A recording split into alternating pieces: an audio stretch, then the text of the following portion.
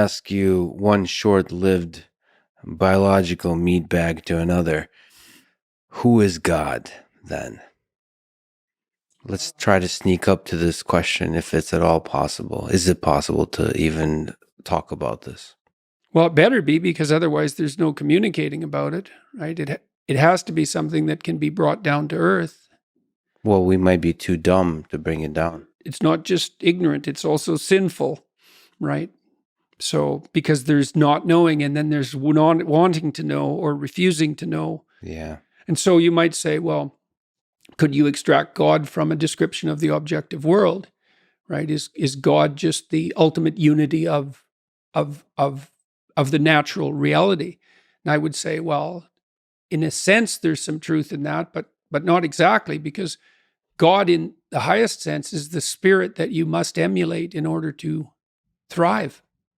How's that for a biological definition? Spirit is a pattern. The spirit that you must emulate in order to thrive. So it's a kind of, in one sense, when we say the human spirit, it's that. It's an animating principle.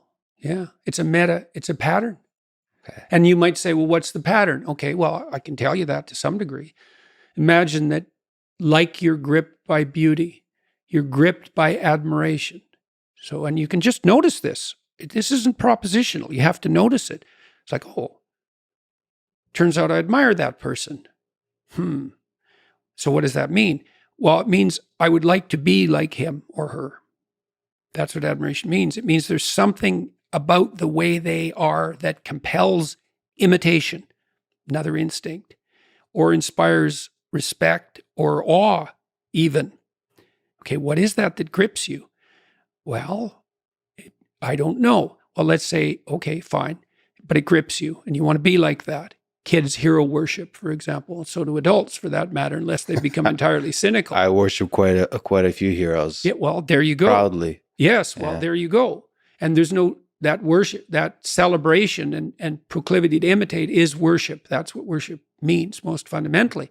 Now imagine you took the set of all admirable people and you extracted out AI learning.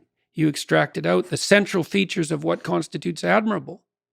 And then you did that repeatedly until you purified it to what was most admirable. That's as good as you're going to get in terms of a representation of God. And you might say, well, I don't believe in that. It's like, well, what do you mean? Yeah. It's not a set of propositional facts. It's not a scientific theory about the structure of the objective world. And then I could say something about that too, because I've been thinking about this a lot, especially since talking to Richard Dawkins. It's like, okay, the postmodernist types, going back way before Derrida and Foucault, maybe back to Nietzsche, who I admire greatly, by the way, says, God is dead. It's like, okay. But Nietzsche said, God is dead and we have killed him and we'll not find enough water to wash away all the blood. So that was Nietzsche. He's no fool. He's got away with words. He certainly does. And so then you think, okay, well, we killed the transcendent. Well, what does that mean for science? Well, it frees it up because all that nonsense about a deity is just the idiot superstition that stops the scientific process from moving forward. That's basically the new atheist claim, something like that. It's like, wait a second. Do you believe in the transcendent if you're a scientist? And the answer is, well, not only do you believe in it, you believe in it more than anything else, because if you're a scientist, you believe in what objects to your theory more than you believe in your theory. Now, we got to think that through very carefully. So your theory describes the world, and as far as you're concerned, your description of the world is the world. But because you're a scientist, you think, well, even though that's my description of the world and that's what I believe, there's something beyond what I believe. And that's the object. And so I'm going to throw my theory against the object and see where it'll break. And then I'm going to use the evidence of the break as a source of new information to revitalize my theory. So as a scientist, you have to posit the existence of the ontological transcendent before you can move forward at all. But more, you have to posit that contact with the ontological transcendent, annoying though it is because it upsets your apple cart, is exactly what will in fact set you free. So then you accept the proposition that there is a transcendent reality, and that contact with that transcendent reality is redemptive in the most fundamental sense. Because if it wasn't, well, why would you bother making contact with it? You're going to make everything worse or better? Why does the contact with the transcendent set you free as a scientist? Because you assume, I mean, freedom in the most fundamental sense. It's like, well, freedom from want, freedom from disease, freedom from ignorance, right? That it informs you. So it's The logos in it of science. It is definitely that. Yeah, it's the direction, let's say the directionality of science. That's a narrative direction, not a scientific direction. And then the question is, what is the narrative? Well, it posits a transcendent reality. It posits that the transcendent reality is corrective. It posits that our knowledge structures should be regarded with humility. It posits that you should bow down in the face of the transcendent evidence. And you have to take a vow. You know this as a scientist. You have to take a vow to follow that path if you're going to be a real scientist. It's like the truth, no matter what. And that means you posit the truth as a redemptive force.